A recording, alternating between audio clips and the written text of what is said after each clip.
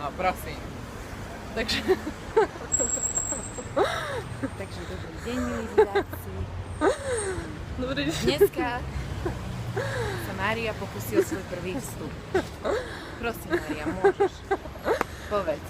Mám spreť nejakú osnovu, povedz si, čo robíme, prečo natáčame, Dobre, takže kde kráčame. vlastne teraz ideme po ulici. Takej... Po talianskej ulici. Talianskej ulici v Ríme. Ja viem, je to proste netradičné, ale je to tak. A vlastne ideme do bezlepkového obchodu pre celiatikov, aby si Saska mohla nakúpiť papaníčko a fajnotky. Stade spravíme videjko, lebo budem určite vo vytržení. Lebo vlastne nikde v normálnych obchodoch sme poriadne nemohli nájsť dobré jedlo pre Sasku, bezlepkové. Ale potom sme vlastne zistili, že celiatici tu majú samostatný obchod. Takže ideme sa tam pozrieť.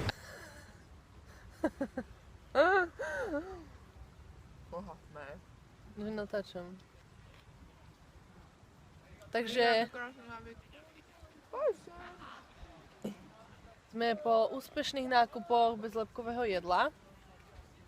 A teraz sme prišli do takéhoto krásneho parku. A vlastne učíme sa taliančinu. Ešte by sme sa len chceli, no, lebo dačo by sme už mali aj vedieť povedať aj. Ja neviem vôbec nič. Takže neberieme na ľahkú váhu, ale ideme sa učiť. Presne tak. Ahojte, ja som dneska veľmi pekná, až taká pekná, že až nemôžem ísť na kameru teraz večer vlastne.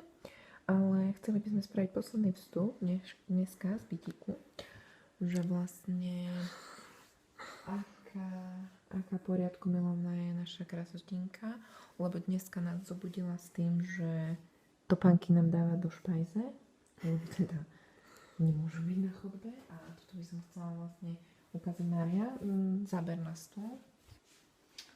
Takýto poriadoček, že vlastne v kuchyni si nechávame popolník s cigaretami.